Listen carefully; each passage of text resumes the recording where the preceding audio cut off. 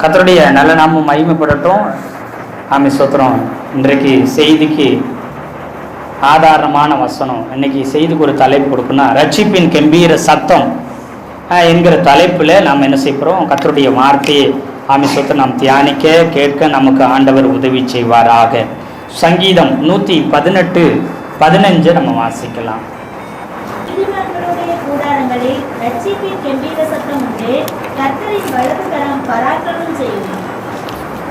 நீதிமான்களின் கூடாரத்தில் ரட்சிப்பின் கம்பீர சத்தம் உண்டு. கர்த்தரின் வலது கரம் பராக்கிரமம் செய்யும். இந்த வார்த்தையை கொண்டு கர்த்தர் நம்மளோட கூட பேசுவாராக. ரட்சிப்பின் கம்பீர சத்தம். நம்ம சோத்திரம் தொடர்ந்து கிதியோனுடைய ஆமை சோத்திரம் காரியங்களை நம்ம பார்த்துட்டு வர்றோம்.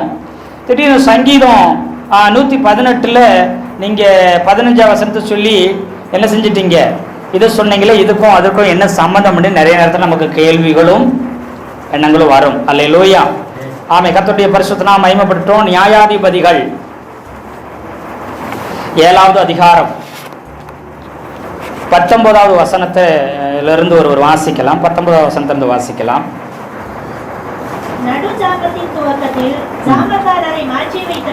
நடு ஜாமத்தின் துவக்கத்தில் ஜாமக்காரரை மாற்றி வைக்கும் போது கிதியோனும் அவனோடு கூட இருந்த 100 பேரும் அந்த ஜாமத்தின் துவக்கத்திலே பாளையத்தின் முன்னணியில் வந்து எக்காலங்களை ஊதி தங்கள் கையில் இருந்த பானைகளை என்ன செய்தார்கள்? உடைத்தார்கள். 3 படைகளின் மனுஷரும் எக்காலங்களை ஊதி பானைகளை உடைத்து தீவட்டிகளை தங்கள் இடது கையிலும் ஊதும் எக்காலங்களை தங்கள் வலது கைகளிலும் பிடித்துக் கொண்டு கர்த்தருடைய பட்டயம் கிதியோனுடைய பட்டயம் என்று சத்தமிட்டு பாளையத்தை சுற்றிலும் அவரவர் தங்கள் நிலையிலே நின்றார்கள். அப்பொழுது பாளையத்தில் இருந்தவர்கள் எல்லாரும் சிதறி கூக்குரலிட்டு ஓடி போனார்கள். 300 பேரும் எக்காலங்களை ஊதுகையில் கர்த்தர் பாளையமெங்கும் ஒருவர் பட்டயத்தை ஒருவருக்கு விரோதமாய் ஓங்க பண்ணினார். சேனையானது சேரேத்தில் உள்ள பெட்சிதா மட்டும் தாவாத்திற்கு சமீபமான ஆபேல் மெகோலாவின் எல்லை மட்டும் ஓடி போயிற்று. அல்லேலூயா. இப்போ இந்த சம்பவங்கள் நமக்கு தெரிந்தவைகளே. சோத்திரம். கிதியோன் நடுஜாமத்தில் தன் 300 பேரை கூட்டி கொண்டு போகிறார். போன உடனே நான் என்ன செய்கிறேனோ அதன்படி செய்யுங்கன்னு சொன்னாரு. இப்போ கிதியோன் அவரோட கூட இருக்கிற 100 பேரும் என்ன செய்தாங்கன்னா, முதல்ல என்ன செய்தாங்கன்னு போட்டிருக்குது, பாளையத்தின் முன்னணியில் வந்து நின்றுட்டு எக்காலங்களை ஊதி தங்கள் கையில் இருந்த பானைகளை உடைத்தார்கள். எக்காலத்தை முதல்ல ஊதி அப்புறம் என்ன செஞ்சாங்க? தங்கள் கையில் இருக்கிற பானைகளை கிதியோனும் அவனோடு கூட இருக்கிறவர்களும் 100 பேரும் செய்தார்கள். நடு ஜாமத்தில் ஜாமக்காரனை மாற்றி வைக்கிற நேரத்தில். அல்லேலூயா. இப்போ ஏன் எக்காலங்களை ஊதுன்னு சொல்லி அங்க ஊதுனாங்க. அப்புறம் கையில் இருக்கிற பானையை போட்டு உடைத்தார்கள். இப்போ இங்க எக்காலம் என்று சொன்னா ரட்சிப்பின் கம்பீர சத்தம் என்ற அர்த்தம். அல்லேலூயா. எக்காலங்களை ஊதுதல்ங்கிறது ரட்சிப்பின் கம்பீர சத்தம். அதாவது எக்காலங்களை ஊதுகிறது ஒன்று யுத்தத்துக்கு போறதுக்கு யுத்தத்தை ஆரம்பிக்கிறதுக்கு மாத்திரம் இல்லை. ஒரு சிலர் என்ன செய்ய எக்காலங்களை ஊதி என்ன செய்வாங்க? யுத்தங்களை ஆரம்பிப்பாங்க, யுத்தங்களை முடிப்பாங்க. பண்டிகை நாட்களுக்கு விசேஷமான எக்காலங்களை ஊதுவாங்க. இப்படி பலவிதமான எக்கால சத்தம் தொனி இருந்தாலும் ரொம்ப முக்கியமானது ஆர்ப்பரிப்பின் சத்தம். மொத்தமா எல்லாரும் சேர்ந்து எக்காலங்களை ஊதி ஆரவாரம் பண்ணுகிறாங்கன்னா அது எதுக்கு பண்ணுவாங்க? வெற்றி பெற்றதுக்கு மட்டும்தான் என்ன செய்யணும்? ஜெயிச்சா மட்டும்தான் எல்லாரும் ஆரவாரம் பண்ணி எக்காலங்களை ஊதுறது மாத்திரம் எல்லாரும் ஆர்ப்பரித்து ஆரவாரம் செய்கிறது. அல்லேலூயா. அப்ப இவங்க சண்டை போடுறதுக்கு முன்னாடி என்ன செஞ்சாங்க? யுத்தமே பண்ணல, ஆனா என்ன செஞ்சுட்டு இருக்கிறாங்க? நாங்க ஜெயிச்சுட்டோம் மாதிரி என்ன செய்யறாங்க? ஆரவாரம் பண்ணுகிறாங்க. அப்படின்னா என்ன அர்த்தம்?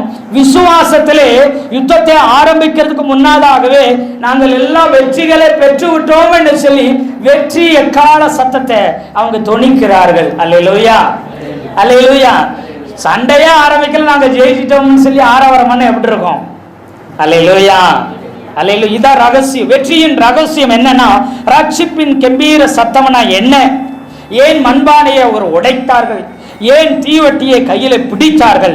இது வெற்றியின் ரகசியம், வெற்றியின் திறவுகோலை கிதியோனுக்கு ஆண்டவர் கற்றுக் கொடுத்த மாதிரி இன்றைக்கு வெற்றியின் ரகசியத்தை, ரட்சிப்பின் கம்பீர சத்தம்னா என்ன, மண்பானை உடைக்கிறதுனா என்ன, அது மாத்திரமில்ல தீவட்டிகளை தூக்கி பிடிக்கிறதுனா என்னங்கிறத இந்த நாளில கர்த்தர் நமக்கு கற்றுக் கொடுத்து ஒரு வெற்றியுள்ள கிறிஸ்தவ வாழ்க்கை, ஒரு ஜெயமுள்ள கிறிஸ்தவ வாழ்க்கை, தோல்வியை பார்க்காத ஒரு ஜெயமுள்ள வாழ்க்கை வாழும்படி கர்த்தர் இந்த நாளில நம்மை கூட்டி சேர்த்திருக்கிறார். எத்தனை பேர் ஆமென் சொல்றீங்க? அல்லேலூயா, ஆமென், சோத்திரம். இப்போ எக்கால சத்தங்களை உயர்த்தினார்கள், மண்பானைகளை உடைத்தார்கள் பார்த்தோம். இங்க பாருங்க, 2 கொரிந்தியர் 4வது அதிகாரம் 6, 7வது வசனத்தை நம்ம வாசிக்கும் பொழுது இதற்கு ஒரு சில நம்ம காரியங்களை நம்ம கற்றுக்கொள்ள முடியும். 2 கொரிந்தியர் 4வது அதிகாரத்தில் 6வது 7வது வசனத்தை வாசிக்கும்படி அன்போடு கேட்கிறேன். இருளில் இருந்து வெளிச்சத்தை பிரகாசிக்க சொன்ன தேவன் இயேசு கிறிஸ்துவின் முகத்தில் உள்ள தமது மகிமையின் அறிவாகிய ஒளியை தோன்ற பண்ணும் பொருட்டாக எங்கள் இருதயங்களிலே பிரகாசித்தார். இந்த மகத்துவம் உள்ள வல்லமை எங்களால் உண்டாயிராமல் தேவனால் உண்டாயிருக்கிறது என்று விளங்கும்படி இந்த பொக்கிஷத்தை மண் பாண்டங்களில் பெற்றிருக்கிறோம். மண் பாண்டம் என்று சொல்லி தன்னுடைய சரீரத்தை சொல்லுகிறார். அதாவது மனுஷனுடைய சரீரத்தை அவர் சொல்லுகிறார். விலையேறப்பட்ட பொக்கிஷத்தை மண் பாண்டத்துக்குள்ளே வைத்திருக்கிறோம் என்று சொல்லி சொல்லுகிறார். அல்லேலூயா, அல்லேலூயா. அப்படின்னா என்னது? மண் பாண்டத்தை உடைக்கிறதுன்னு சொன்னா நம்ம சரீரத்தை உடைக்கிறது கிடையாது. சுயத்தை, உலகத்தை என்ன செய்யணும்? உடைத்து போடணும். சுயம் சாம்பலாய் மாறணும். அல்லேலூயா. சுய சித்தம், சுய விருப்பம், சுய நலம், சுய காரியம், சுய எண்ணங்கள் எல்லாம் என்ன செய்யணும்? சாம்பலாய் மாறணும், உடைக்கப்பட வேண்டும். உடைத்து நொறுக்கப்படுகிற மண்பானை இனி திரும்பவும் ஒட்ட வைக்கப்படவே முடியாது. சுயம் உடைக்கப்பட வேண்டும். அப்படி உடைக்கப்படுகிறவர்கள் மூலம்தான் ஒரு மிகப்பெரிய ஒரு வெற்றியை கர்த்தர் கட்டளையிட முடியும். ஒரு மிகப்பெரிய சக்சஸ், ஒரு வெற்றியுள்ள வாழ்க்கை வாழ முடியும். நிறைய தேவ மனிதர்களை பாருங்களேன், பெரிய பெரிய பரிசுத்தவான்களை யூடியூப்ல என்ன செய்றாங்க? தப்பா பேசுறாங்க, குறை பேசுறாங்க, அற்பமா பேசுறாங்க. நமக்கு யாரோ வேண்டப்பட்டவங்க தெரிஞ்சவங்க ஒரு காரியத்தை சொல்லிட்டா நமக்கு என்ன வந்துருது? படக்குன்னு கோவம் வந்து பதில் பேச நாக்கப்படுகிற மாதிரி 4 கேள்வி கேட்காம விடமாட்டேன்னு சொல்லுவோம். ஆனா அவங்க எல்லாம் இது அவங்க காதுக்கு போகுது, அவங்க காரியங்கள் தெரியுது, அவங்க விஷயம் போகுது. ஆனா சுயம் சாம்பலாய் போயிருக்கு. சுயத்துக்கு, மாம்சத்திற்கு, உலகத்துக்கு அவர்கள் செத்ததா இருக்கிறாங்க. மாம்சத்திற்கு, உலகத்துக்கு செத்து நீதிக்கு தேவனுக்காக பிழைத்திருக்கிறார்கள். அல்லேலூயா. அப்படி இவங்க திட்டும் போது, குறை சொல்லும் போது, அற்பமா பேசும்போது, ஏளனம் பண்ணும் போது, வீழ்வடைய போடும்போது அவர்களால் எப்படி போய் பொறுமையா இருக்க முடியுது? இதை சகித்து கொள்ள முடியுதுன்னா சுயம் செத்து விட்டது. உலகத்திற்கு அவங்க செத்து விட்டாங்க. எத்தனை பேர் ஆமென் சொல்றீங்க? அல்லேலூயா, அல்லேலூயா. ஆமா, சுயத்துக்கு இனி நான் அல்ல, கிறிஸ்துவே என்னில் வாழ்கிறான். அல்லேலூயா. இனி நான் வாழல, எனக்குள்ள இயேசு வாழ்கிறார். இப்ப என்ன பேசும்போது, என்னை திட்டும் போது, என்னை குறை சொல்லும் பொழுது, என்னை அற்பமாய் ஏளனமாய் மதிப்பிடும் பொழுது நான் அல்ல, இயேசு என் மூலமாய் வாழ்கிறார். எனக்குள்ள என்னோடு கூட இருக்கிற இனி நான் வாழ முடியாது. நினைக்கிறது, நடக்கிறது, செய்யறது, சிந்திக்கிறது எல்லாமே இனி நான் கிடையாது. நான் சிலுவையில் அறையுண்டு இருக்கிறேன், நான் செத்துட்டேன். இனி இயேசுவே எனக்குள்ள வாழ்கிறார். இனி அவர் என்ன சொல்றாரோ அதன்படிதான் நான் செய்வேன். அல்லேலூயா. எனக்குள்ள இப்ப இயேசு வாழ்றாரு. என்னுடைய சுயம் எல்லாம் செத்துருச்சுன்னா, என்னை பத்தி யாராவது பேசுனா ஒரு கன்னத்தில் அறிந்தா மறுகணத்தை காட்டு. 7-70 தரம் அவன் என்ன செய்ய? இயேசுநாதர் எனக்குள்ள என் மூலம் அழுது கொண்டிருக்கிறார். அப்ப இயேசுநாதர் என்ன சொல்வாரு? என்ன செய்வாரு? 7-70 தரம் மன்னிச்சிரு. ஒருவனுக்கு திரளான பாவங்கள், எவன் அதிகம் பாவம் செஞ்சாரோ அவனுக்கு என்ன செய்த? திரளாய அன்பு கூர்வான்னு சொன்னாரு. எவ்வளவு முடியுமோ மன்னிச்சு விட்டு. ஒரு நாளைக்கு ஒருத்தர் தப்பு பண்ணிட்டு 7 தரம், ஒரே ஒரு மனுஷன் உங்கள்ட்ட தப்பு பண்ணிட்டு திரும்ப திரும்ப நான் தப்புக்கு மனசா பாருன்னு 7 தரம் ஒரே நாளில் தப்பு பண்ணிடுறான், உங்களுக்கு விரோதமா பண்ணிட்டு 7 தரம் உங்களை தேடி வந்தான்னா நீங்க என்ன செய்யணும்? அவனை என்ன செஞ்சிடணுமா? சொல்லுங்க, மன்னித்து விட்டுன்றாரு. லூக்கா சுவிசேஷத்துல சொல்லிட்டு இருக்கிற அந்த வசனத்தை அவரை பேதுருவிட்ட குறித்து சீசர்கிட்ட சொல்லிட்டு இருக்கிறாரு. அல்லேலூயா. ஒரு நாளைக்கு ஒரு தடவை தப்பு பண்ணாலே, ஒரு மாதத்துக்கு ஒரு வருஷத்துக்கு ஒருக்க நமக்கு விரோதமா ஒரு காரியம் செஞ்சாலும் நம்மளால மன்னிக்க முடியல. ஒரு நாளைக்கு 7 தரம் ஒரே மனுஷன் தவறு பண்ணி வந்திருந்தாலும் அவன் மனசாவப்பட்டு மன்னிப்பு கேட்டு அவனை மன்னிச்சு விட்டுருங்கிறாரு. அல்லேலூயா, அல்லேலூயா. தூசிக்கிறவர்களுக்காக, துன்பப்படுத்துறவர்களுக்காக ஜெபம் பண்ண சொன்னாரு. அல்லேலூயா. சபிக்கிறவங்களை ஆசீர்வதிக்க சொன்னாரு. இப்ப நான் செத்துட்டேன், என்ன சபிச்சாங்கன்னா எனக்குள்ள இயேசு வாழ்ந்தா இனி என்ன சொல்ற ஒரு வசனம் சொல்லுது 2 கொரிந்தியர் 5:17, இப்படி இருக்க ஒருவன் கிறிஸ்துவுக்குள் இருந்தால் புது சிருஷ்டியாய் இருக்கிறான், பழையவைகள் ஒளிந்து போயின, எல்லாம் புதிதாயின. எல்லாம் புதுசாயிருச்சு. முன்ன கோவப்படுவேன், முன்ன சரிக்கு சரி பேசுவேன், சரிக்கு சரி கட்டுவேன். இப்ப புது சிருஷ்டியா மாறிட்டேன். இயேசு எனக்குள்ள வாழ்கிறார், நான் அவரை போல மாறிட்டேன். அல்லேலூயா, அல்லேலூயா. இப்ப நான் சபிச்சாங்கன்னா அவங்களை முன்னை சபிச்சேன், முன்னை தூசித்தேன், முன்னை துன்பப்படுத்தினேன். இப்ப அவர்களை ஆசீர்வதிப்பேன், அவர்களுக்கு துன்பப்படுத்த ஜெபம் பண்ணுவேன். இந்த மண்பாண்டம் உடைக்கப்பட வேண்டும். அல்லேலூயா. இப்போ மண்பாண்டத்தை உடைக்க சொல்றாரு.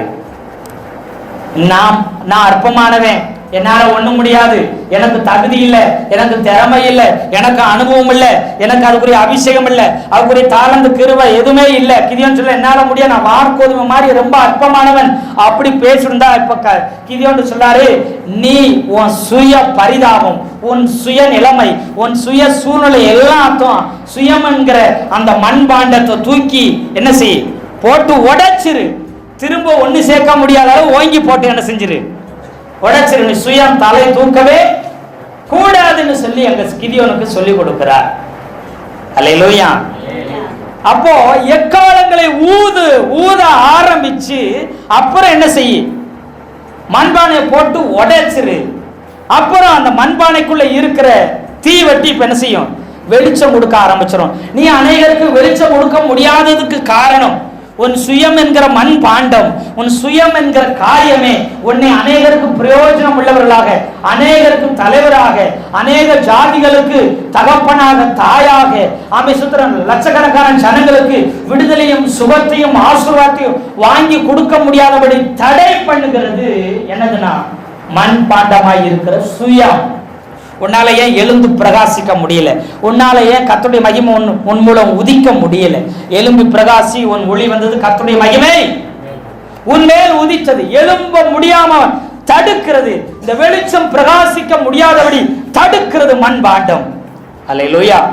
இந்த பகற்காலத்துல கர்த்தர் உங்களை பார்த்து சொல்கிறார், நீங்க பயன்படுத்தப்பட முடியாம இருக்கிறதுக்கு சுய பரிதாபமும், சுய நலமும், சுய காரியமும், ஆமே மாம்ச காரியமும், உலகத்துக்குரிய காரியமே உங்களை முற்றிலும் தடை பண்ணி கொண்டிருக்கிறது. அல்லேலூயா. பாட தெரியாது, எனக்கு பாடுறதுக்கு பயம் வச்சு இப்ப பாடுகிறவர்களா மாத்திரமில்ல, பாடல் எழுதுகிறவரும் கர்த்தர் நம்மளை மாத்திட்டாரு. எப்படி மாத்தினாரு? சுயத்தை உடைக்கும் பொழுது உள்ள இருக்கிற வெளிச்சம் பிரகாசிக்க ஆரம்பித்தது. அல்லேலூயா. உள்ள இருக்கிற ஆண்டவர் கொடுத்த கிருபைகள், வரங்கள், வல்லமைகள் எப்ப வெளிப்படும்? தாளந்து கிருபை வரங்கள் எல்லாம் நமக்கு அபிஷேகத்தை கொடுத்திருக்கிறாரு. ஆமா, சுயம் மூடி மூடி மூடி வைக்குது. மாமிசம் உலகமும் மறைச்சு வைக்கு. எழுப விட மாட்டுக்கு, பிரகாசிக்க விட மாட்டுக்கு, மறைத்தே வைத்து ஒடுக்கி வைத்து கொண்டிருக்கு. அதை உடைக்கணும். இன்னைக்கு எத்தனை பேர் ஆமென் சொல்றீங்க? இப்போ ஏன்னா நிறைய நேரத்துல இந்த தீவட்டி வெளிச்சம் பாருங்க, வெளிச்சம் பிரகாசம் என்கிறது வெளிப்பாடு என்கிற பொக்கிஷத்தை ஆண்டவர் இந்த இதுக்குள்ள வச்சிருக்கிறாங்க. தீவட்டி வெளிச்சம் அல்லது வெளிப்பாட குறிக்குது. மண்பாண்டங்கிறது சுயம். அல்லேலூயா.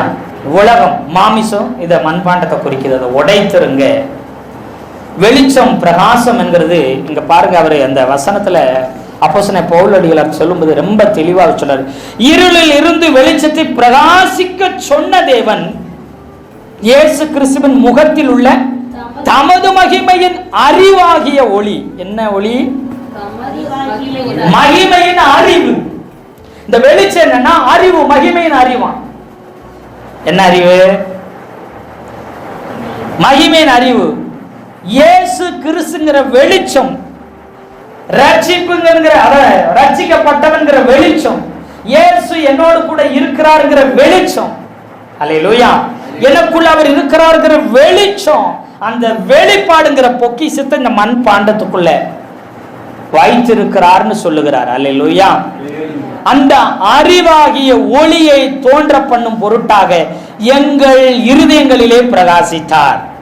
மகிமையின் அறிவு இருதயத்துல உண்டாகணும், மூளையில உண்டாகக்கூடாது. அல்லேலூயா. நிறைய பேர் மூளை அறிவு மூலம் பேசுவாங்க. செத்ததுக்கு அப்புறம் எங்க போவோம்னு யாராச்சும் பார்த்துருக்குறாங்களா? கேட்டிருக்கிறாங்களா? கிடையாது. அல்லேலூயா, அல்லேலூயா. ஏற்கனவே இந்த ஒரு சம்பவத்தை சொல்லியிருக்கிற. சென்னையில் ஒரு ஊழியக்காரர் ஊழியம் செய்கிறாரு. ஆமாம், அவர்கிட்ட ஒரு வாலிபர் வந்து சொன்னாரா, இவங்கெல்லாம் ஊழியம் செய்கிறேன் பாஸ்டர் அதுன்னு சொல்லி என்ன செய்கிறாங்க, இல்லாத ஒன்றை, இல்லாத இயேசுவை இருக்கிறார் என்று சொல்லி என்ன செய்கிறாங்க சொல்லுங்க, இருக்கிறாரு சொல்லிட்டு இருக்க. இதே பொழப்பாத்தா இருக்கிறாங்க. அந்த ஊழியக்காரர் போகும்போது என்ன செய்கிறாங்கன்னு சொன்னார்.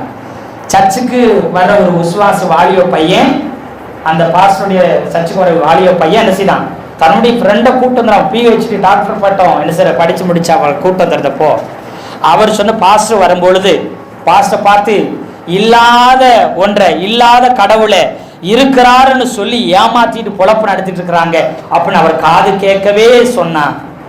உடனே அவர் சிரித்த முகமா, இவங்கள சுயத்துக்கு செத்துருக்கிறாங்க, அதனால என்ன செஞ்சாங்க, சிரிச்சாங்க. அவர் கேட்டவொடனே நமக்கு என்ன வந்திருக்கும், உங்ககிட்ட சொன்ன என்ன இருக்கும், இயேசுன்னு ஒருத்தர் கடவுள்னு இல்லவே இல்லை, அவர் இருக்கிறார் சொல்லி பிழப்பு நடத்திட்டு இருக்கிறாங்க, சபை நடத்துறேன் அது நடத்துறேன் காணிக்க வாங்கி அது வாங்கி பிழப்பு நடத்திட்டு இருக்கிறாங்கன்னு சொல்லி ஒருத்தங்க சொல்லும் பொழுது உங்களுக்கு எப்படி வரும், நீங்க ஊழியக்காரா அந்த என்ன வந்துடும்.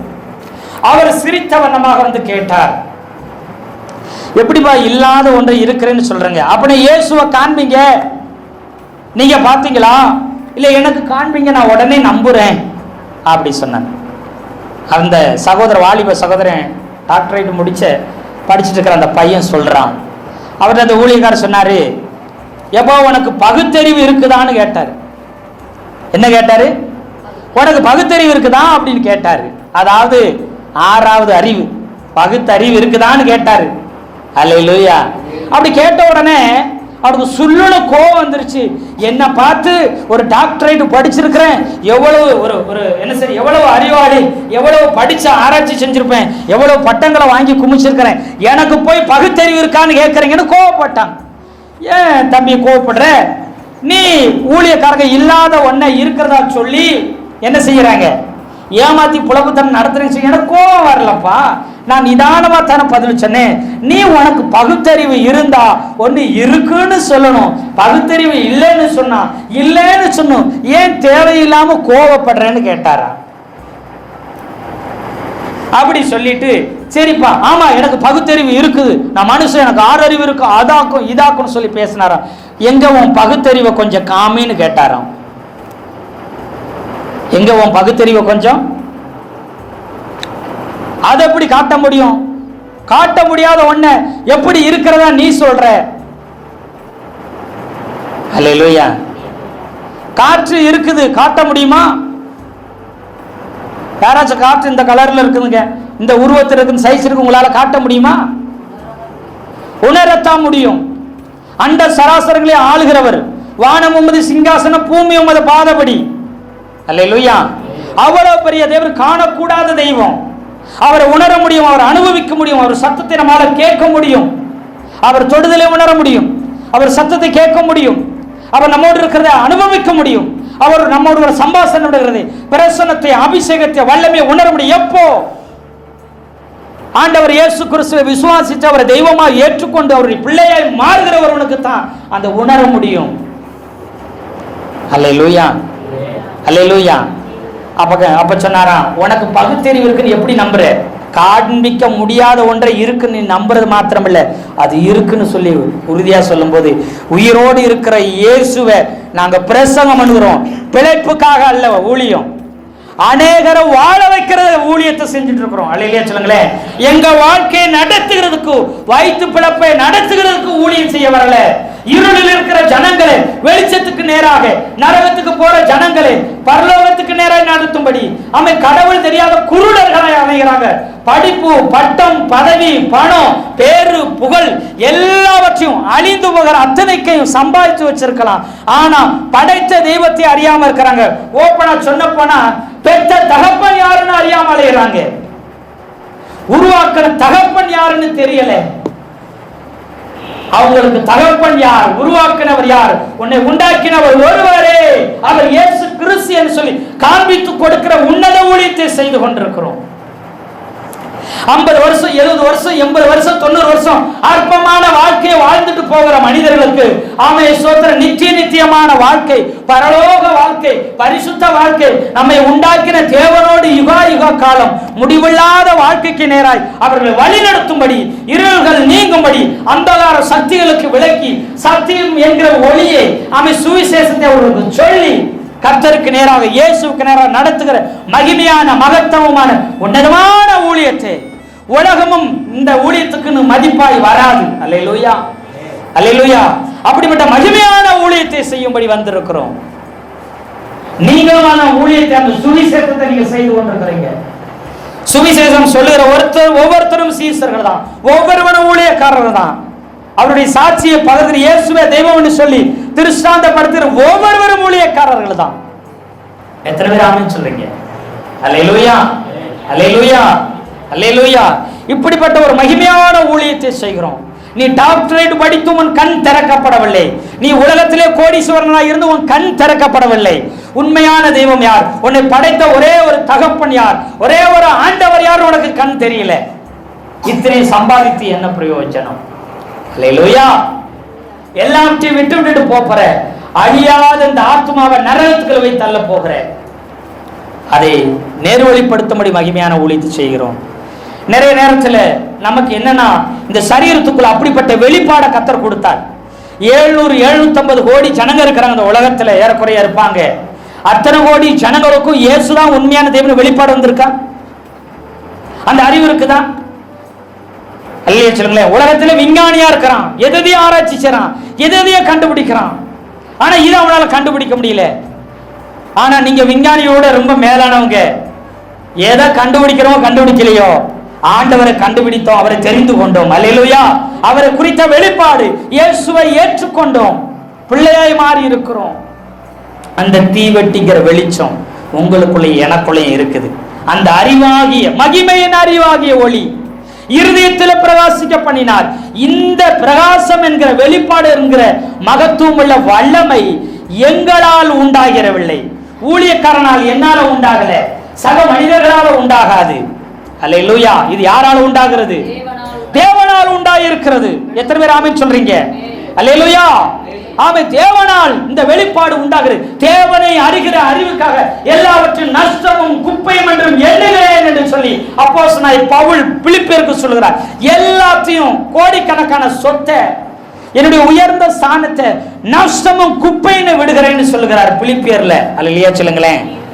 எதுக்கும் பணத்தை சேர்க்கிறீங்க, எதுக்கும் பணத்தை இழக்கிறீங்க. ஆனா இந்த அறிவுக்காக, இந்த வெளிப்பாட்டுக்காக, இயேசுவே மெய்யான தெய்வம், அவர் எனக்குள்ளே வாசம் செய்கிறார். நான் அல்ல, இயேசுவே என் மூலம் வாழ்ந்து கொண்டிருக்கிறார். அல்லேலூயா. என் மூலம் இயேசு பார்க்கிறார், என் மூலம் இயேசு பேசுகிறார், என் மூலம் அற்புதம் செய்கிறார், என் மூலம் அதிசயங்களை செய்கிறார், என் மூலம் அநேகரை பரலோகத்துக்கு நேரம் நடத்தி கொண்டு வருகிறார், என் மூலம் சுவிசேஷத்தை பிரசங்கிக்கிறார், என் மூலம் எத்தனையோ நன்மைகளை அற்புதங்களை செய்து கொண்டிருக்கிறார். இனி நான் அல்ல, இயேசு எனக்குள்ள வாழ்கிறாருங்க. நான் பார்த்தா இயேசு பார்க்கிற விதமாய் பார்ப்பேன், நான் பேசினா இனி இயேசு பேசுகிற விதமாய் பேசுவேன். அல்லேலூயா. எத்தனை பேர் ஆமென் சொல்லுங்க? அல்லேலூயா சொல்லுங்களேன். இனி பேசினா, இனி நடந்தா, இனி செய்தா நாம ரட்சிக்கப்பட்டிருக்கிறோம். எப்படி ரட்சிக்கப்பட்டிருக்கிறோம்? கிரியை செய்து, பரிசுத்தமாய் வாழ்ந்து, தியாகம் பண்ணி, நம்ம ஜீவனையை கொடுத்து நம்ம பரிசுத்தமான நீதிமான மாறி இருக்கோமா? இல்லை. விசுவாசத்தினாலே நீதிமான்கள் ஆக்கப்பட்டிருக்கிறோம். கிரியையினால நீதிமான்கள் ஆக்கப்படவில்லை, விசுவாசத்தினாலே நீதிமான்கள் ஆக்கப்பட்டிருக்கிறோம். அல்லேலூயா, அல்லேலூயா, ஆமே, ஸ்தோத்திரம். வேதத்தில் இருக்கிற பரிசுத்தவான்களுக்கு நிகராக அதற்கு மேலாகும் கர்த்தர் நம்மை மாற்றி வைத்திருக்கிறார். எதனால? அவங்க கிரியையினாலே ஆமே, ஸ்தோத்திரம், நீதிமான்களாய் அநேகர் மாறி இருக்கலாம். பழைய ஏற்பாட்டில் கிரியையினால அவங்க நீதிமான்களா மாறி இருக்கலாம். நான் விசுவாசத்தினாலே நீதிமான்கள் ஆக்கப்பட்டிருக்கிறேன். ரட்சிப்பு தேவனுடைய ஈவாய் இருக்குது. கிருபையினாலே விசுவாசத்தை கொண்டு ரட்சிக்கப்பட்டிருக்கிறோம். அல்லேலூயா. இது எங்களால் உண்டானதல்ல, தேவனுடைய ஈவாய் இருக்குது. அப்படிப்பட்ட ஒரு பெரிய ரட்சிப்பு எத்தனை பேர் விசுவாசிக்கிறீங்களோ அத்தனை பேரும் அவருடைய பிள்ளைகள் ஆகும்படி அதிகாரம் கொடுத்திருக்கிறார். நாங்க பிள்ளையா விசுவாசிக்கிற எல்லாருமே இயேசுவை சொந்த ரட்சகராய் ஏற்றுக்கொண்டு அவரே ஆண்டவர் தேவன் விசுவாசிக்கிற அத்தனை பேர் அவர் பிள்ளையாய் மாறி இருக்கிறோம். எத்தனை பேர் ஆமீன் சொல்றீங்க? அல்லேலூயா. இந்த வெளிப்பாடு உலகத்தில் உன்னதமான சாரத்துல வாழ்ந்துகிறவருக்கு இல்ல. ஒன்றுமில்லாத எனக்குள்ள இந்த வெளிப்பாடு வந்திருக்கிறது. எனக்குள்ள இயேசு இருக்கிறார். அல்லேலூயா, அல்லேலூயா. அந்த வெளிச்சம் பிரகாசிக்க பிரகாசிக்க பிரகாசிக்க, அல்லேலூயா. கர்த்தருடைய பட்டயம் கிதியோனுடைய பட்டயம் ஒரிஜினல், கர்த்தருடையது கிதியோனுடையது அப்படின்னு அவங்க சொல்ல ஆரம்பிச்சாங்க. அல்லேலூயா. அப்ப நாம சொல்லணும், என்ன சொல்லணும்? கர்த்தருடையது என்னுடையது, கர்த்தருடையது என் குடும்பத்தினுடையது, கர்த்தருடையது என் சபையினுடையது, கர்த்தருடையது என் ஊழியத்தினுடையது, கர்த்தருடையது எனக்குரிய எல்லாத்துக்குரியதுன்னு சொல்லணும். எத்தனை பேர் ஆமீன் சொல்றீங்க? அல்லேலூயா சொல்லுங்களேன். அவர் சிலுவையில் சம்பாதிச்ச வெற்றி, விடுதலை, ஆசீர்வாதம், சுகம், வல்லமை, வரம், அபிஷேகம், ஆசீர்வாதம் எல்லாமே கர்த்தருடையது. இப்ப யாருடையதா இருக்கிறது? என்னுடையது. உயர்வு, மேன்மை, புகழ், பெருமை, பேர், ஸ்தானம் அவருடையதுதான். இப்போ அவருடையது என்னுடையது, அவருடையது என்னுடையது. என் தேவன், என் தகப்பன், என் இயேசு கிறிஸ்து சிலுவையில் சம்பாதித்த அத்தனையும் எனக்குரியது. அல்லேலூயா. நிறைய நேரத்தில் நாம யோசிக்கும் போது ஒன்றும் இல்லைங்க, உலகத்தில் உள்ள மனிதர்களை பார்த்து நீங்க பொறாமப்பட்டிருக்கீங்களா? பொறாமப்பட்டிருக்கீங்க. ஏன் பொறாமப்பட்டிருக்கிறோம்? எதை பார்த்து பொறாமப்பட்டிருக்கிறோம்? ஒரு விலை உயர்ந்த மதிப்பு மிக்க ஒரு பெரிய பங்களா அரண்மனை கட்டினா அவங்கள பார்த்தா நமக்கு என்ன வருது சொல்லுங்க? பொறாம வருது. நம்மளை பார்த்து நானே இருக்கிறேனே, எதுக்கு தண்டமா பிரயோஜனம் இல்லாமல் வாழ்ந்திருக்க நம்மளை பார்த்து அற்பமா நினைப்போம் இல்லையே? சொல்லுங்களேன். நினைக்கிறோமா? நினைக்கிறது இல்லையா? ஒரு நல்ல விலை உயர்ந்த வஸ்திரங்களை உடுத்தி ஒரு விலை மதிக்க முடியாத ஒரு கார்ல, விலை மதிப்புள்ள கார்ல வந்தாங்கன்னா நமக்கு உடனே என்ன வரும்? அவங்க பெரிய ஆளுப்பா அப்படின்னு நாம என்ன செஞ்சுட்டு இருக்கிறோம்? நினைக்கிறீங்களா? நினைக்கிறீங்களா? நினைக்கிறோம். இப்படி வந்துருச்சுனாலே என்ன அர்த்தம்னா, மண்பாண்டம் இன்னும் உடையல. உங்களுக்கு எனக்கு மண்பாண்டத்தை உடைக்கல. என்ன உடையல? மண்பாண்டம் உடைஞ்சிட்டா என்ன தெரிய ஆரம்பிச்சிடும்? வெளிப்பாடு, இந்த வெளிச்சம் இயேசு எனக்குள்ள இருக்க, நான் ரட்சிக்கப்பட்டவன், நான் நீதிமான்கிற என்ன செஞ்சிடும்? வெளிப்பாடு வந்துருச்சுன்னா நீ உலகத்தையே விலை கொடுத்து வாங்கினாலும் நீ இயேசு இல்லாதவன், நீ பிச்சைக்காரன். இயேசு இல்லாத நீ அனாத, இயேசு இல்லாத நீ ஒன்றுமில்லாதவன், இயேசு இல்லாத ஆண்டவராக இயேசு கிறிஸ்து இல்லாத நீ பரிதாபிக்கப்பட்டவன். அல்லேலூயா சொல்லுங்களேன். இந்த வெளிச்சம் தீவட்டி வெளியில எரியல. ஏன்? மண்பாண்டம் உடையல. அதனாலதான் மற்றவங்களை பார்த்து பொறாமைப்படுகிறோம். ஏன்னா நம்மளை பார்த்துதான் மற்றவங்க பொறாமப்படுகிற அளவு வாழ வேண்டும். இதான் நம்முடைய அழைப்பு. ஈசாக்கு மற்றவர்களை பார்த்து பொறாமப்படல, ஈசாக்கை பார்த்து பெலிஸ்திய ராஜா, அமைச்சர்கள், பெலிஸ்திய ஜனங்கள், பெலிஸ்திய தேசமே ஒரு சாதாரண மனிதனாய் இருந்தவனை பார்த்து என்ன செஞ்சிச்சு? பொறாமை கொண்டார்களாம். உலகம்தான் உங்களை பார்த்து பொறாமப்படணும். நீங்க உலகத்தை பார்த்து பொறாமப்படுறீங்கன்னா உலகம் உங்களுக்குள்ள இருக்குதுன்னு அர்த்தம். மண்பாண்டம் உடைக்கப்படவில்லைன்னு அர்த்தம். அல்லேலூயா சொல்லுங்களேன். அல்லேலூயா. எது இருக்கோ இல்லையோ இயேசுநாதர் எனக்குள்ள இருக்கிறார். எது இருக்கோ இல்லையோ ரட்சிப்பு எனக்கு இருக்குது. எது இருக்க இல்லையோ பரலோகம் எனக்கு இருக்கிறதுங்க. என்கிற அந்த நிச்சயங்கிற அந்த தீவெட்டிங்கிற வெளிச்சம் உங்களுக்குள்ள பிரகாசிச்சா கவலையே வராது. எத்தனை பேர் ஆமென் சொல்றீங்க? அல்லேலூயா சொல்லுங்களேன். அவன் ஃபாதர் பெர்க்மான் அடிக்கடி சொல்லுது, எது இருக்கோ இல்லையா நமக்கு பரலோகம் இருக்குதுயா, நமக்கு ஆண்டவர் இருக்கிறாரியா, தூசணங்கள் நிந்தனைகள் அவன் எதுவாகட்டும் எனக்கு கவலை இல்லை, அவர் இருக்கிறாரு, அவர் சமூகம் இருக்குது, எனக்கு ஒரு நன்மை குறைபட போறதே இல்லைன்னு சொல்லி முடிச்சிருவார். சிரிச்சுக்கிட்டே சொல்லி எவ்வளவு கஷ்டம் தான் அந்த வார்த்தையை சொல்லிடுவாராம்.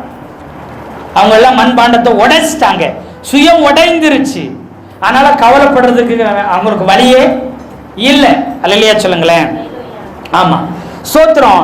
இப்ப இந்த தீவட்டியை பிடிக்க ஆரம்பிக்க, உயர்த்தி பிடிங்க, உயர்த்தி பிடிங்க, உயர்த்தி பிடிங்க. அல்லேலூயா. என்ன என்ன நம்ம நம்ம நினைக்கிறது தவறு, இனிமே நினைங்க, எது இருக்கோ இல்லையோ, ஆனா என்ன இருக்குது, கர்த்தர் இருக்கிறாரு, அவருடைய ரட்சிப்பு இருக்குது, ஆமா பரலோகம் எனக்கு இருக்குது. எத்தனை பேர் ஆமென் சொல்றீங்க? கர்த்தர் என்னோடு இருக்கும்போது எல்லாம் எனக்கு, பூமியும் அது நிறைவும் எனக்குரிய. கர்த்தர் சொன்னார், அது பொய்யா இருக்குமா?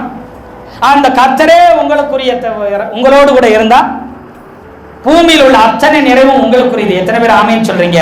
இதை சொல்ல சொல்ல, இதை விசுவாசிக்க விசுவாசிக்க ஒரு நன்மை உங்களுக்கு குறைவு வரவே வராது. 1 யோவான் 4:4 சொல்லிருக்கு, உலகத்தில் இருப்பவனிலும் உங்களுக்குள் இருக்கிறவர் பெரியவர். அல்லேலூயா, அல்லேலூயா, ஆமென் ஸ்தோத்திரம். நமக்குள்ள இருக்கிற இயேசுநாதர் பெரியவராய் இருக்கிறார். நான் ரட்சிக்கப்பட்டிருக்கிறேன், எனக்கு ஒரு நன்மை குறைபடவே முடியாது. அல்லேலூயா, அல்லேலூயா, ஆமென் ஸ்தோத்திரம். பாருங்க, இப்படிப்பட்ட வெளிப்பாடு நமக்குள்ள வந்த கவலைங்கிற ஒண்ணு இருக்கவே இருக்காது.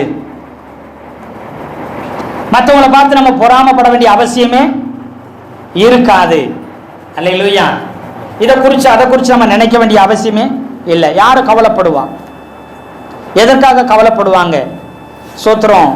மத்தேயு எழுதின சுவிசேஷம் பாருங்க, 6வது அதிகாரத்தில் 31வது வசனமும் 34வது வசனத்தையும் ஒரு வாசிக்கும்படி அன்போடு கேட்கிறேன். 6:31, 34.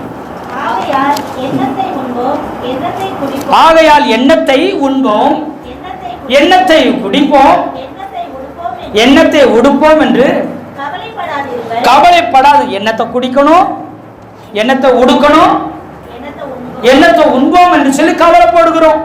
சாப்பாடுறது, குடிக்கிறது, உடுத்துறது, அப்புறம் இருக்கிறதுக்கு வீடு, அப்புறம் என்ன செய்யறோம்னா 34வது வசனத்தை வாசிங்க. ஆகையால் நாளைக்காக கவலைப்படுவோம். நாளைக்கு என்ன பண்றது, விடிஞ்சா என்ன பண்றது, பிள்ளைக்கு எனக்கு அதுக்கு இதுக்குன்னு சொல்லி என்ன செய்வோம், கவலைப்படுவோம். நாளைக்காக நீங்க என்ன செய்யாதீங்க, கவலைப்படாதிருங்கள் அப்படின்னு ஆண்டவர் சொல்றார். இதற்காக எல்லாம் கவலைப்படுறோம். கவலைப்பட வேண்டியதற்கு கவலைப்படாம கவலைப்படாதீங்கன்னு சொன்னதுக்காக கவலைப்பட்டு கொண்டிருக்கிறோம். அல்லேலூயா சொல்லுங்களேன், அல்லேலூயா சொல்லுங்களேன். சாப்பிட்றதுக்கும், குடிக்கிறதுக்கும், உடுத்துறதுக்கும், தங்குற வீட்டுக்கும், நம்முடைய தேவைகளுக்காக கவலைப்பட்டு கொண்டிருக்கிறோம். அது மாத்திரமே நாளைய தினத்துக்காக கவலைப்படுகிறோம். கர்த்தர் சொல்கிறார், நாளைய தினம் நாளைய தினம் தன்னுடையவளுக்காக தினம் கவலைப்படுமா? நாளைய தினம் கவலைப்படுமா? ஆஹா, நாளைக்கு இவன் வருவான், இன்னைக்கு முடிஞ்சு இன்றைய தினம் முடிஞ்சு நாளைய தினம் வரும், நாளைய தினம் வரும்போது இன்னும் நல்லா இவனுக்கு என்ன செய்யணும், வேண்டுமே, நடக்கணுமே, கிடைக்கணுமே, நாளைய தினம் என்ன செய்யுமா? அல்லேலூயா சொல்லுங்களேன். அந்த தினம் கவலைப்படுமோ? இன்னைக்கு வந்தா இவனுக்கு என்னென்ன காரியங்கள் நடக்கணும், என்னென்னது கிடைக்கணும், என்னது கொடுக்கணும், அப்படி அந்த தினம் நாளைய தினம் தன்னுடையவருக்காக கவலைப்பட்டு கொண்டிருக்கும். நீ கவலைப்பட வேண்டிய அவசியமே இல்லை. அல்லேலூயா, அல்லேலூயா, அல்லேலூயா. சுயத்தையும் சூழ்நிலையும் மனிதர்களையும் தன்னுடைய நிலைமையும் பார்க்கிறவன் கவலைப்படுகிறான். நீங்க கவலைப்பட வேண்டிய ஒன்று என்னன்னு கேட்டீங்கன்னா, எபிரேயர் 2:4, அடையாளங்களினாலும் அற்புதங்களினாலும் பலவித பலத்த செய்கைகளினாலும் தம்முடைய சித்தத்தின்படி பகிர்ந்து கொடுத்த பரிசுத்த ஆவியின் வரங்களினாலும் தேவன் தாமே சாட்சி கொடுத்திருக்கிறார். அடையாளங்களினாலும் அற்புதங்களினாலும் பலவித பலத்த செய்கைகளினாலும் தம்முடைய சித்தத்தின்படி பகிர்ந்து கொடுத்த பரிசுத்தாவின் வரங்களினாலையும், பரிசுத்தாவியானவர் என்ன செய்யறார்? பரிசுத்தாவின் வரத்தை என்ன செய்தார்? தம்முடைய சித்தத்தபடி என்ன செய்தார்? பகிர்ந்து கொடுத்துக்கிறார். வரங்களை, அடையாளங்களை செஞ்சிருக்கிறாரு, அற்புதங்களை செஞ்சிருக்கிறாரு, பலவிதமான பலத்தை செய்யலையும் என்ன செய்தாரு? செய்திருதும் அன்றி தேவன் தாமே சாட்சி கொடுத்ததுமாய் இருக்கிற இவ்வளவு பெரிதான ரட்சிப்பை குறித்து நாம் கவலையற்று இருப்போமானால் தண்டனைக்கு எப்படி தப்பித்துக் கொள்ளுவோம் என்று சொல்கிறார். எதை குறித்து கவலைப்படுங்கன்னு சொல்லுது வேதம். கவலைப்படாதேன்னு சொன்ன ஆண்டவர் அவருடைய வார்த்தையின்படி எதை குறித்து கவலைப்படணும்? ரட்சிப்பை குறித்து கரிசனை உள்ளவங்களாக இருங்க. அல்லேலூயா. அந்த ரட்சிப்பை நம்ம மறந்துடுறோம். அல்லேலூயா. அந்த ரட்சிப்பை நாம என்ன செஞ்சிரோம்? ஒரு பொருட்டா எண்ணுகிறது இல்லை. ரட்சிக்கப்பட்ட கிறிஸ்தவர்கள் என்பதை மறந்து விடுகிறோம். ரட்சிக்கப்பட்டதை விட ரட்சிக்கப்படாம இருந்தா நல்லா இருந்திருக்கும் நிறைய பேர் சொல்லிட்டு இருக்கோம். ரட்சிக்கப்படுறதுக்கு முன்னாடி கூட கொஞ்சம் நல்லா இருந்த மாதிரி இருந்துச்சு. வந்ததுக்கு அப்புறம் இங்க வந்ததுக்கும் உபத்திரமும் கஷ்டமும் நெருக்கமும் ஒரே போராட்டம் என்ன செய்யுது இருக்குதுன்னு சொல்லி நிறைய நேரம் ரட்சிப்பை குறித்து அறிவில்லாதவர்களாக இருக்கிறார். கிருபையாய் கொடுக்கப்பட்ட ரட்சிப்பு. அல்லேலூயா. இந்த ரட்சிப்பு யார் கொடுத்தது? ரட்சிப்பு கர்த்தருடையது. சங்கீதம் சொல்லுது. சங்கீதம் 3:8 ஒரு வாசிக்கலாம். சங்கீதம் 3:8. ரட்சிப்பு வந்து யாருடையதா? ரட்சிப்பு கர்த்தருடையது. தேவருடைய ஆசீர்வாதம் நம்முடைய ஜனத்தின் மேல் இருப்பதாக. எந்த ஜனத்தின் மேல? அவருடைய ஜனத்தின் மேல. யார் அவருடைய ஜனம்? ரட்சிக்கப்பட்ட எல்லாருமே அவருடைய ஜனமா இருக்கிறோம். அப்ப ரட்சிக்கப்பட்ட ஜனத்தின் மேல என்ன இருக்கணுமா? ஆசீர்வாதம் இருக்க வேண்டும். ரட்சிக்கப்பட்ட ஒவ்வொருவரும் ஆசீர்வாதமாய் இருக்க வேண்டும். சில நெருக்கங்கள், சில சோதனைகள், சில பாடுகள் வழியா நிச்சயமா நம்மளை நடத்துவார். நடத்த மாட்டேன்னு சொல்ல, ஆனா பாடுகளே முழுவதும் நம்முடைய வாழ்க்கையை இருக்க போவதில்லை.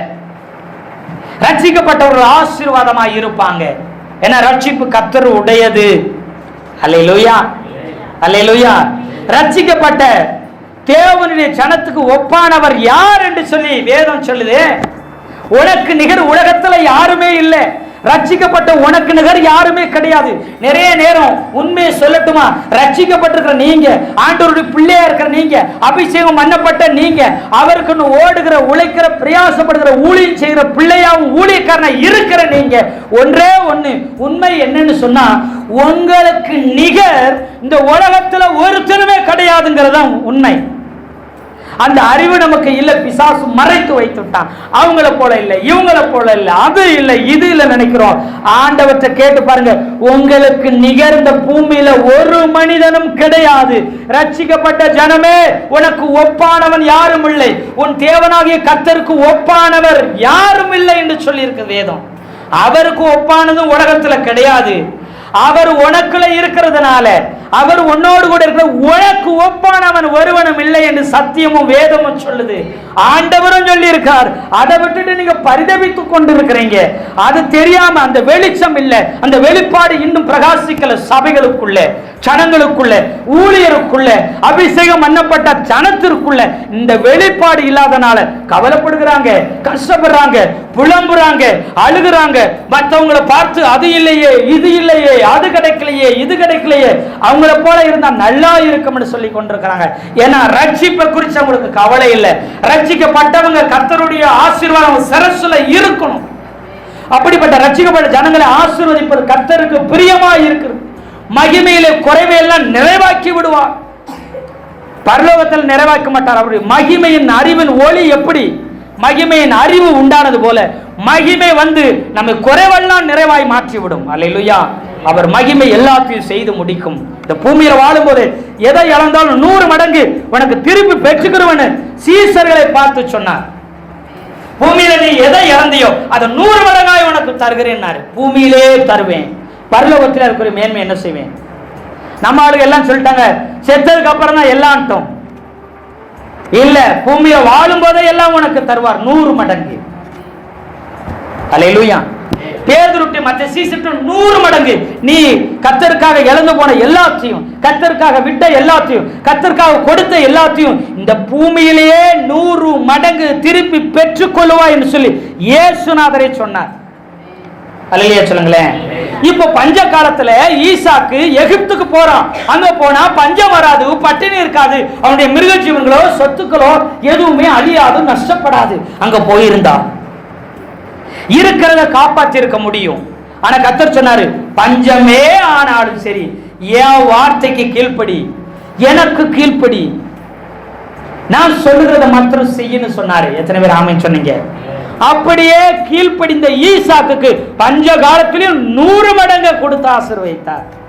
புதிய ஏற்பாட்டில் வரும்போது எல்லாத்தையும் விட்டு வந்த சீசர்களுக்கு அதை தான் சொல்றாரு, எல்லாத்தையும் விட்டுட்டு வந்தமே எனக்கு என்ன தருவன்னு கேட்கிறைய, உனக்கு 100 மடங்கு எல்லாத்தையும் இந்த பூமியில திரும்பி தந்து விடுகிறேன் என்று சொன்னார். அல்லேலூயா. திரும்பி சீசர்களுக்கு தந்தார். எத்தனை பேர் ஆமென் சொல்றீங்க? அல்லேலூயா. எல்லா சொத்துக்களும் 3000 பேர்களும் சொத்துக்களை வித்துட்டு வந்து என்ன செய்தாங்க, பேதுரு கால்விகளை வச்சாங்களா. அப்போ இப்போ என்ன செய்து, சுயம் உடைந்துருச்சு, சுயம் சாம்பலாயிருச்சு. சுயத்துக்கு செத்ததுனால இதெல்லாம் ஒண்ணு கிடையாது, காலிங்கில வைக்கிறாங்க. தலைமையில ஒரு காலத்துல தூக்கி வச்ச ஆடு இருந்து இப்ப இங்க வந்துருச்சு, காலிங்கில வந்து சுயம் உடைஞ்சிருச்சுன்னா சொத்து, பணம், பதவி, பட்டம், உயர்வு, பேரு, புகழ் எல்லாமே காலுங்கில வந்து விழும். எப்போ மண்பாண்டத்தை உடைச்சிருங்க. இயேசு எனக்குலக்கான தீவட்டியை தூக்கி பிடிக்க ஆரம்பிச்சிருங்க. அப்படி செய்ய ஆரம்பிச்சிங்கன்னா எல்லாம் இந்த உலகத்துக்குள்ள உலக மனுஷங்க எதெல்லாம் பெருசா நினைக்கிறாங்களோ, பணம், பேரு, புகழ், பட்டம், இனம், ஜனம், பந்தம், பதவி, உயர்வு, மேன்மை, பேரு, புகழ் என்னவா இருக்கட்டும், இந்த உலக ஜனங்கள் எதெல்லாம் மேல நினைக்கிறீங்களோ அதெல்லாம் உங்க காலங்கீழ வந்து விழும். எத்தனை பேர் ஆமென் சொல்றீங்க? அல்லேலூயா சொல்லுங்களேன். அல்லேலூயா சொல்லுங்களேன். ஆமா சொத்து எல்லாத்தையும் அற்பமா நினைச்சவன் அப்போஸ்தலனுக்கு உதவியாய் மாறிவிட்டார். ஒரு உன்னத ஊழியக்காரனா மாறிட்டார். பர்னபா எல்லாவற்றையும் வித்து கொண்டு வந்து வச்சாரு. அவர் ஒரு உன்னதமான ஊழியக்காரனா மாறிட்டாரு.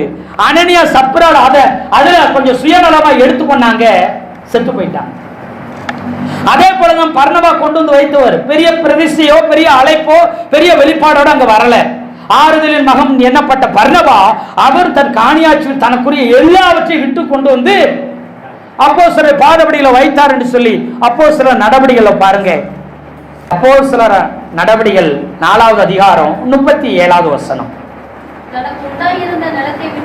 தனக்கு உண்டாயிருந்த நிலத்தை விற்று அதன் கிரயத்தை கொண்டு வந்து அப்போஸ்தலருடைய பாதத்தில் கொண்டு வந்து சீப்ரு தீவு அங்க இருந்து வந்து, ஆமா இங்க வந்து எருசலேமுக்கு வந்து கடல் கடந்து வந்து கருங்கடலுக்குள்ள சீப்ரு தீவு இருக்கு, அந்த தீவுல இருந்து வந்து பிலிப்பி செசரியா பட்டணத்துக்கு வந்து அங்க இருந்து எருசலேமுக்கு வந்து அங்க வந்து அப்போஸ்தலர் பாதத்துல தன் நிலத்தை விற்று தனக்கு உண்டாயிருந்த நிலத்தை விற்றானா.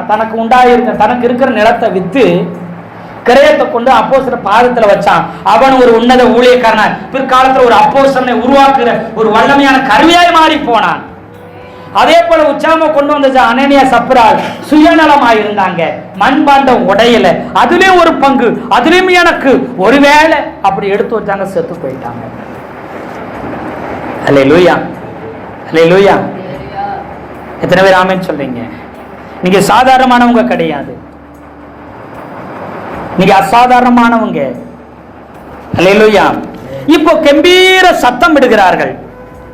கம்பீர சத்தம். சங்கீதம் 118:15 திரும்ப வாசிங்க. சங்கீதம் 118:15.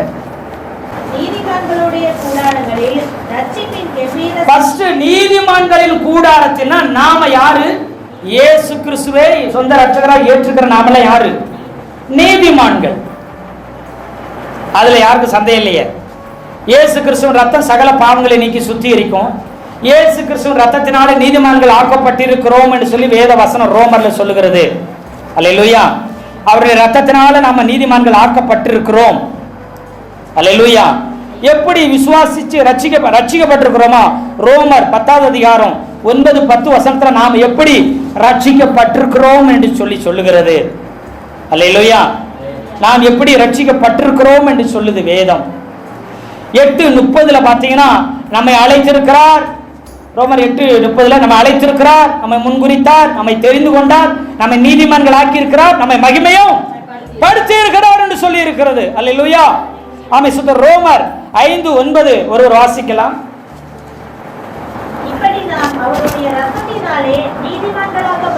அவருடைய ரத்தத்தினாலே நாம் நீதிமான்கள் ஆக்கப்பட்டிருக்கிறோம்.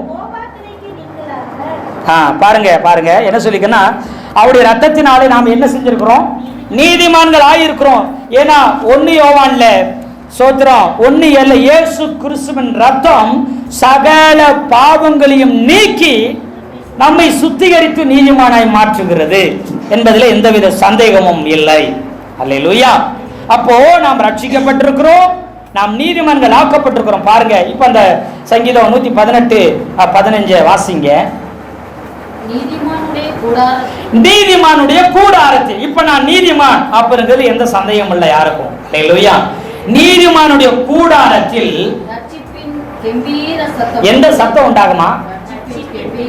ரட்சிப்பின் கம்பீர சத்தம். நான் ரட்சிக்கப்பட்டிருக்கிறேன், இயேசு என்னோட இருக்கிறார், தேவனுடைய பிள்ளை, தேவனுடைய ஜனம், தேவனே என்னோட கூட இருக்கிறார் அப்படிங்கிற கம்பீர சத்தம் உண்டாயிருக்கும்.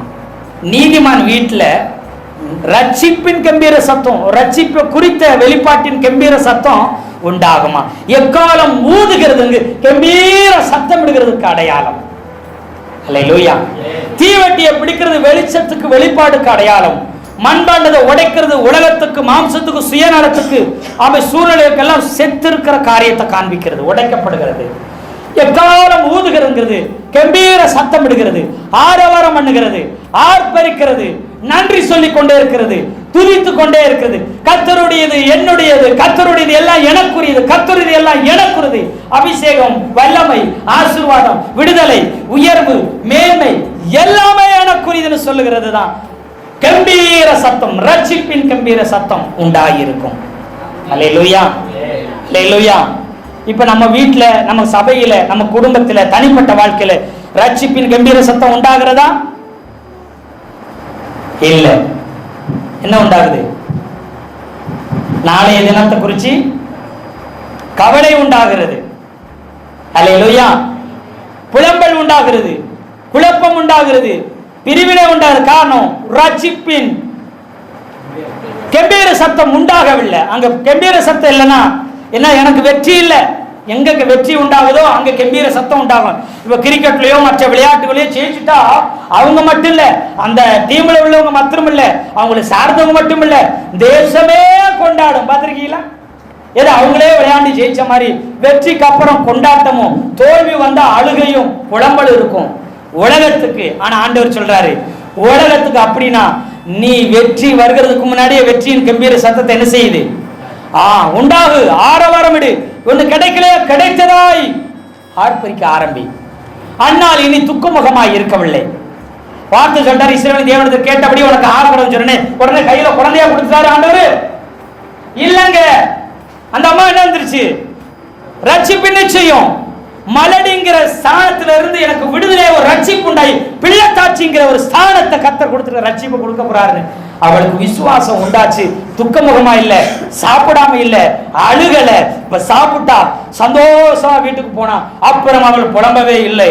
அவர் கம்பீர சத்தம் விட்டால், அவர் ரட்சிப்பின் கம்பீர சத்தத்தை தொனிக்க தொனிக்க அறிக்கையிட சாமுவேல் வந்தான்.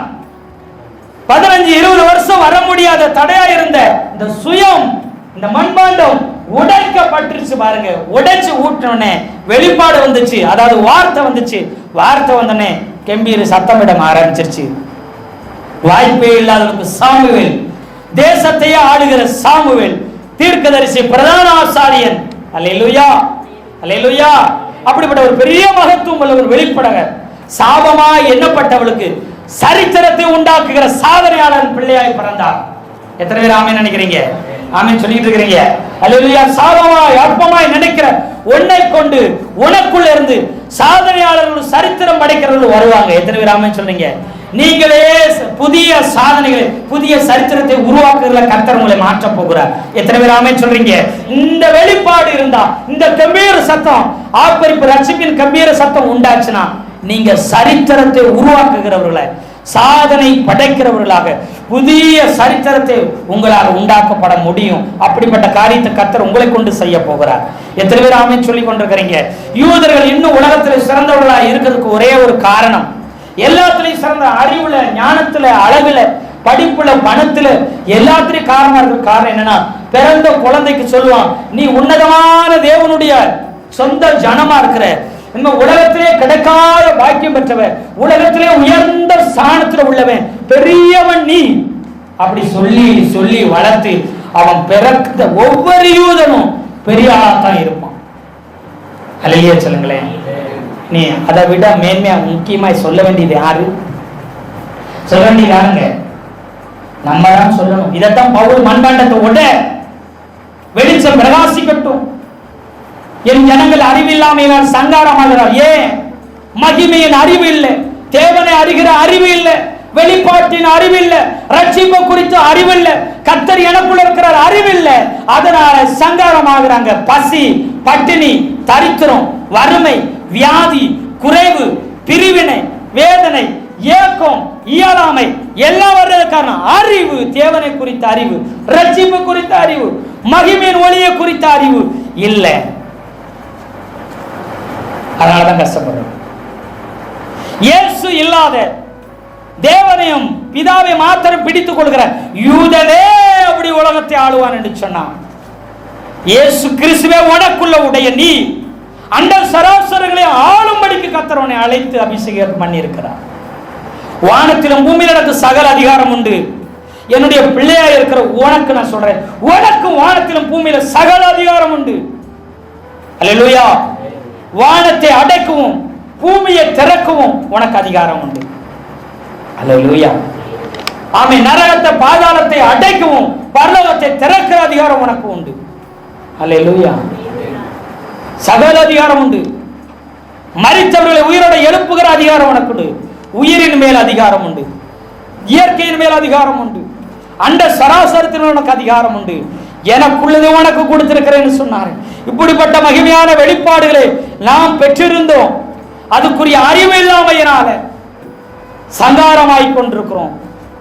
தேவைகளை சந்திக்க முடியல. அல்லேலூயா. அடிப்படை வசதிகளை சந்திக்க முடியாம கிறிஸ்தவங்க கஷ்டப்படுறாங்க, கிறிஸ்தவ ஊழியர்கள் கஷ்டப்படுகிறாங்க, தேவ மனிதர்கள் கஷ்டப்படுறாங்க.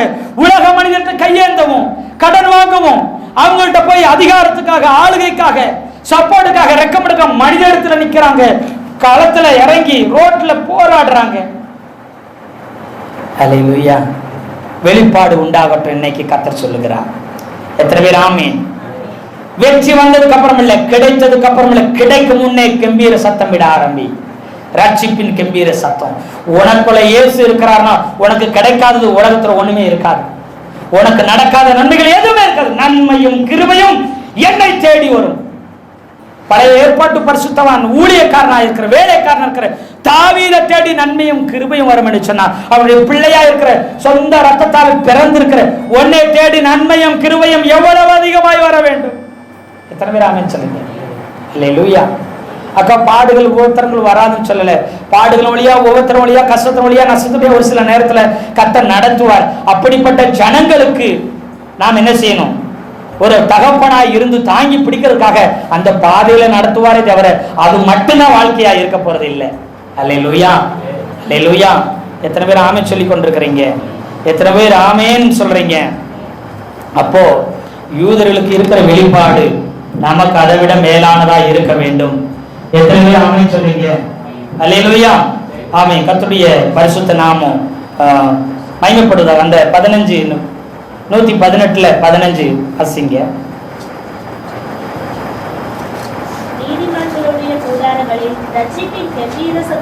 ரட்சிப்பின் கம்பீர சத்தம் உண்டாகும். இப்போ கர்த்தரின் வலதுகரம் பராக்கிரம செய். எப்போ? நீதிமானே, நீ ரட்சிப்பின் கம்பீர சத்தம் இடும் பொழுதுதான் கர்த்தருடைய கரம் என்ன செய்யுமா?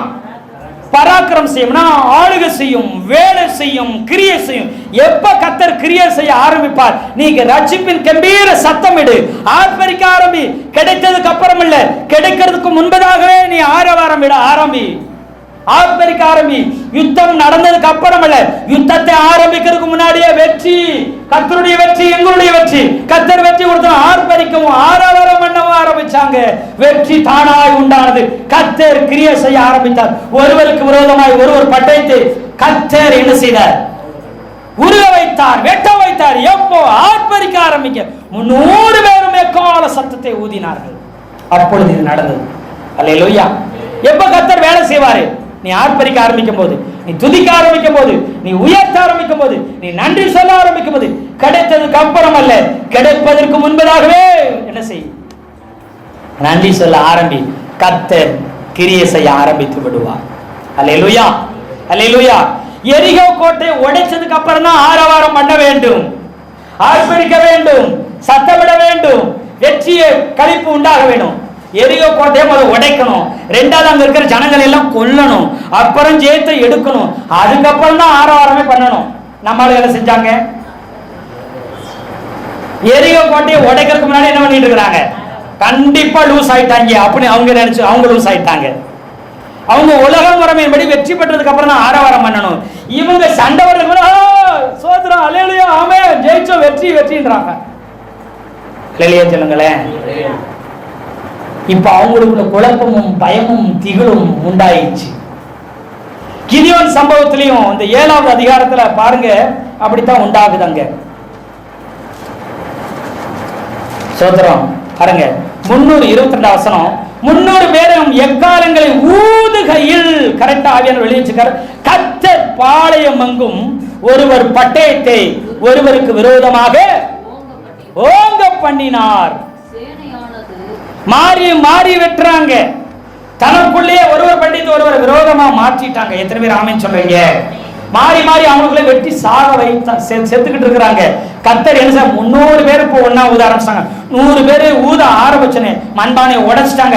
தீவெட்டி இப்ப தூக்கி பிடிச்சு அதோட நிப்பாட்டாம எக்காலங்களை ஊதுனா 100 பேரும் கிதியோனும். அப்புறம் அங்கிட்டு இருக்கிற 200 பேரும் ஒண்ணு போல ஊத ஊத ஊத ஊத கர்த்தர் வல்லமையா இறங்கி 1,35,000 பேரும். அல்லேலூயா. அதுல 1,20,000 பேர் ஒருமிக்க செத்து போயிட்டாங்க. 8வது அதிகாரத்துல 10வது வசனத்துல பிற்பாடு பார்க்கலாம். அல்லேலூயா. அப்போ 1,35,000 பேர் இருந்தாங்க. 300 பேரை வைத்து 1,20,000 பேர் அங்க செத்து போறாங்க. அல்லேலூயா. ஒருத்தர் மாற்றி ஒருத்தர் வெட்டி கொள்ளுகிறாங்க. கர்த்தர் பாளையம் எங்கும் பட்டயத்தை மாறி மாறி உருவ வைத்தார்.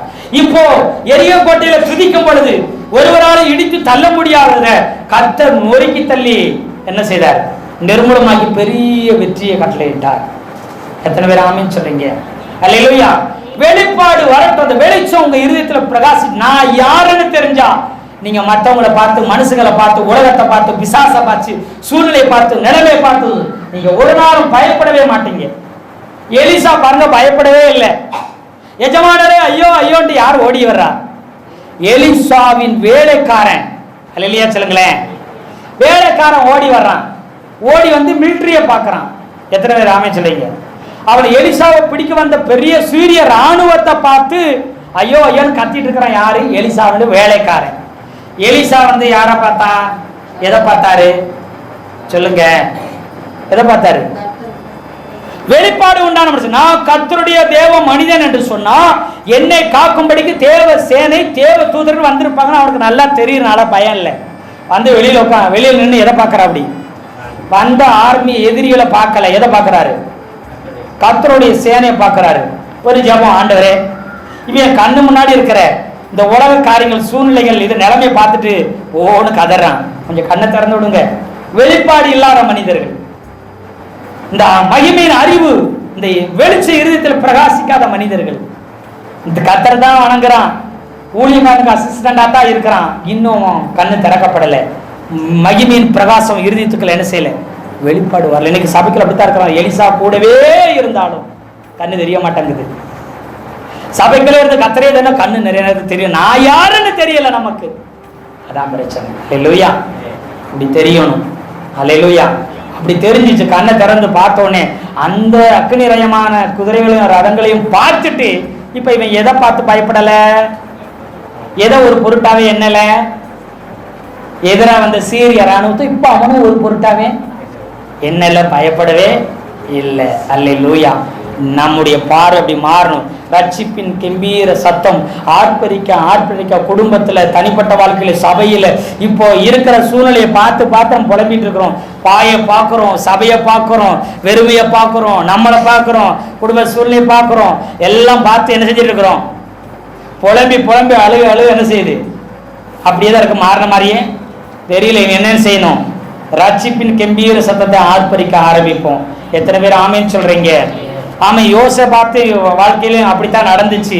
சேனைகளெல்லாம் பார்த்து ஐயோ கர்த்தாவே எங்களை காப்பாத்துன்னு சொல்லி கதறி உபவாசம் போட்டு அழுதாரு. அல்லேலூயா. நீங்க யார்? துதிக்கிற ஜனமே, யூதாவே. யூதா பென்யமின் 2 கோத்திரம் தான் இருக்கு. யூதாவே துதிக்கிறவன் நீ முன்னாடி போ. நியாயாதிபதிகள் 1ஆம் அதிகாரத்தில் சொல்லியிருக்கிறார். துதிக்கிறவன் முன்னே போ, ஜெயம் உண்டாகும், வெற்றி உண்டாகும்னு சொன்னார். அல்லேலூயா. ரட்சிப்பின் கம்பீர சத்தம் விடு, வெற்றி உண்டாகும். அல்லேலூயா. மிலிட்டரிக்கு முன்னாக எரியோவுல ஆரவாரம் பண்ற முன்னாடி போ, வெற்றி உண்டாகும். யோசபாத்தே துதிக்கிறவன முன்னாடி அனுப்பு. ஆமை சொத்திரம் உருவின பட்டயத்தை உடையவன் ராணுவ வீரர்களை மாவீரர்களை முன்னாடி அனுப்பாத, துதிக்கிறவன அனுப்பு. ரட்சிப்பின் கம்பீர சத்தம் உள்ள வெளிப்பாடு உள்ளவன அனுப்பு. அல்லேலூயா. நீ அந்த எல்லை போகல எல்லாம் செத்து போயிருமா? அல்லேலூயா. நீ எதிரி ஸ்பாட்டுக்கு போக வேண்டாம். எதிரி உன் எல்லைக்குள்ள வர்றதுக்கு முன்னாடி செத்து போறமா? அல்லேலூயா. எத்தனை பேர் ஆமென் சொல்லுங்க? எத்தனை பேர் ஆமென் சொல்லுங்க? துதிக்க ஆரம்பி. ரட்சிப்பின் கம்பீர சத்தமிட. உனக்கு நிகரானவன் உலகத்தில் ஒரு மனிதனும் இருக்க போவதில்லை. எத்தனை பேர் ஆமென் சொல்றீங்க? அப்படிப்பட்ட மகிமையான உயர்வையும் அப்படிப்பட்ட மகிமையான கனத்தையும் கர்த்தர் உங்களுக்கு வைத்திருக்கிறார். எத்தனை பேர் ஆமென் சொல்றீங்க? எத்தனை பேர் ஆமென் சொல்றீங்க? அப்படிப்பட்ட மகிமையான மேன்மையை நாம் ஒவ்வொருவருக்கும் வைத்திருக்கிறார் என்பதில் எந்தவித சந்தேகமும் இல்லை. இது நாம் அறியாமையினால கஷ்டப்படுகிறோம், அறியாமையினால கலங்கி கொண்டிருக்கிறோம். அல்லேலூயா. கர்த்தர் நம்மை இந்த வார்த்தையில கொண்டு நிறைவாய் ஆசீர்வதிப்பாராக.